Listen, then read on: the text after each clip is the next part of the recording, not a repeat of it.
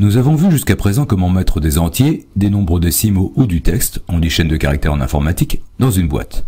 L'expression correcte est « Nous avons vu comment affecter à des variables des valeurs de différents types ». L'affectation avec égal c'est bien gentil, mais un programme demande en général une certaine interaction de l'utilisateur. Par exemple, le programme va demander à l'utilisateur de rentrer des valeurs. Pour cela, on utilise ce qu'on appelle une fonction informatique. En informatique, une fonction a un nom, qui est suivi de parenthèses entre lesquelles on donne en général un ou plusieurs paramètres séparés par des virgules, et elle retourne une valeur que l'on affecte à une variable. Voyons tout de suite un exemple.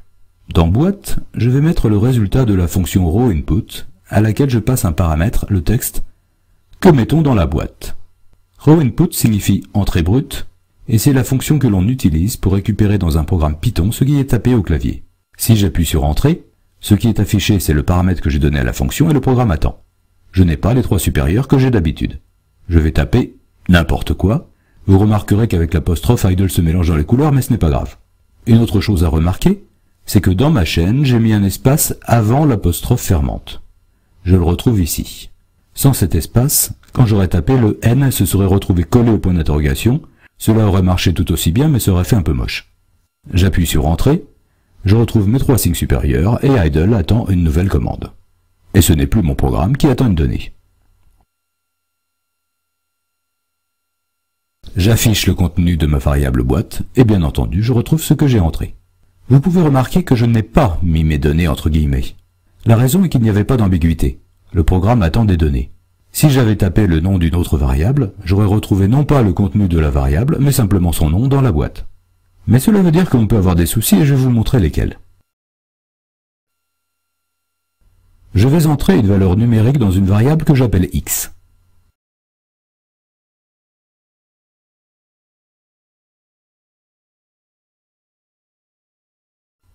Je rentre 3 et je veux afficher 3 fois la valeur entrée.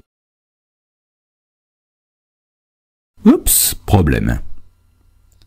Un autre exemple pour que vous compreniez ce qui se passe.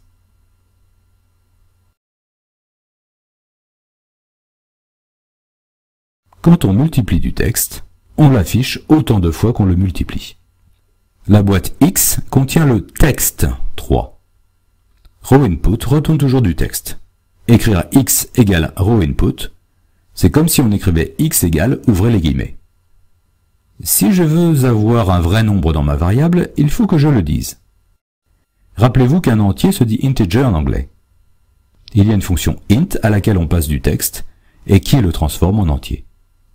Si donc je tape x égale int de rowInput de entrer la valeur de x en faisant bien attention à fermer toutes les parenthèses,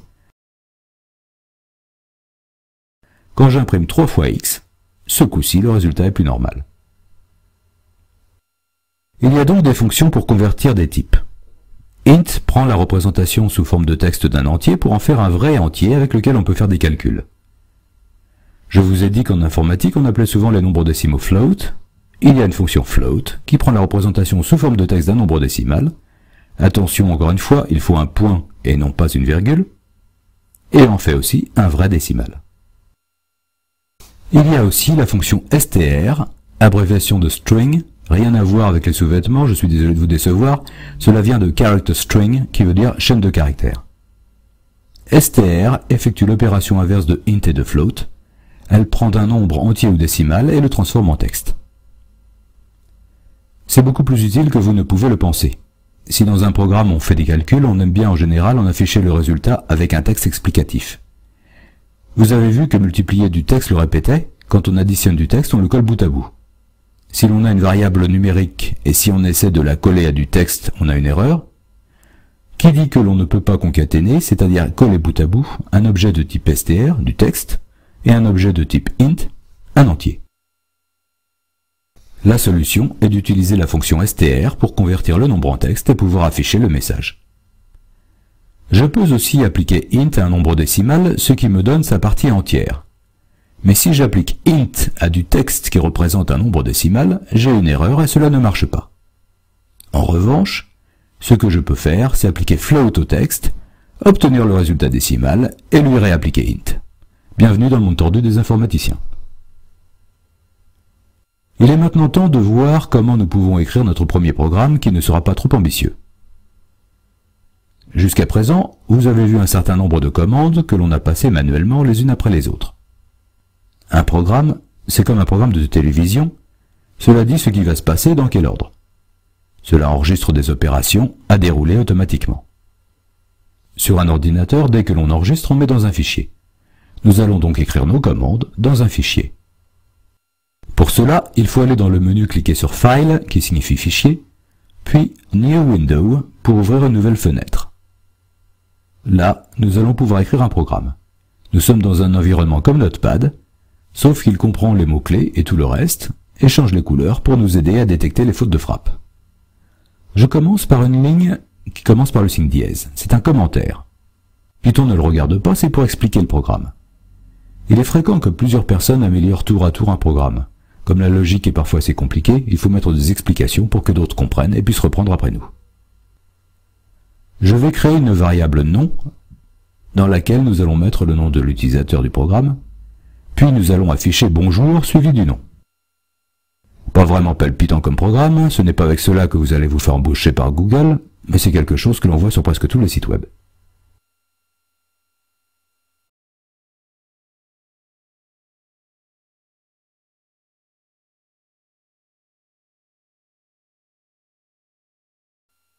Nous allons dans le menu cliquer sur Run, puis Run Module pour lancer le programme. La protestation d'idle. Il faut, comme vous l'avez vu, écrire d'abord le programme dans un fichier. On dit donc que l'on veut le sauver. Je vais créer le fichier sur le bureau et je vais l'appeler premierprogramme.py. C'est important de terminer par .py parce que Windows a besoin de l'extension pour connaître le type du programme et faire ce qui va bien quand on clique dessus. Ensuite, le programme se lance sous idle, enchaînant automatiquement les commandes et tout va bien.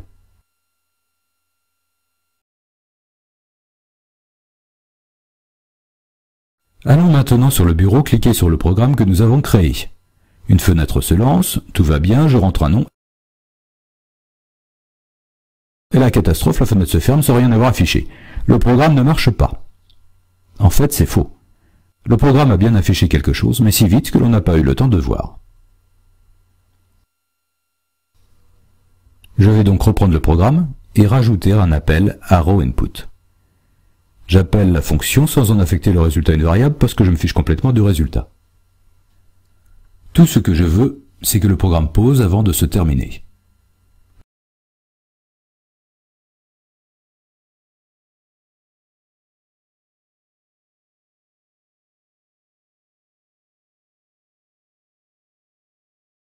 Je sauve, et là un message bizarre. Non ASCII found. Qu'est-ce que ce truc veut dire? Je vais vous l'expliquer. Ce que je viens de mettre, et qui ne plaît pas à Python, c'est l'accent aigu de entrée.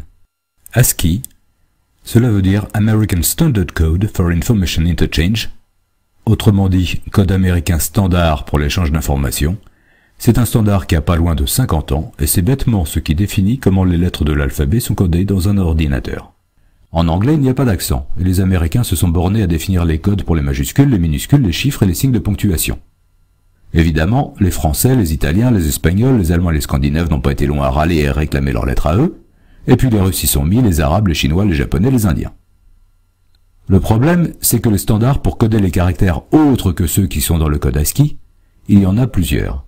Et Python veut savoir lequel, et il faut le préciser dans un commentaire. Il propose par défaut CP1252, qui est le code habituel sous Windows.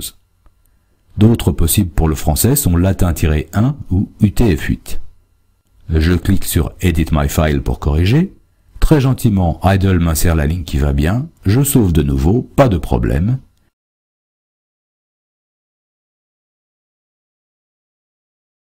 Je ferme idle et je lance le programme en cliquant dessus. On me demande mon nom.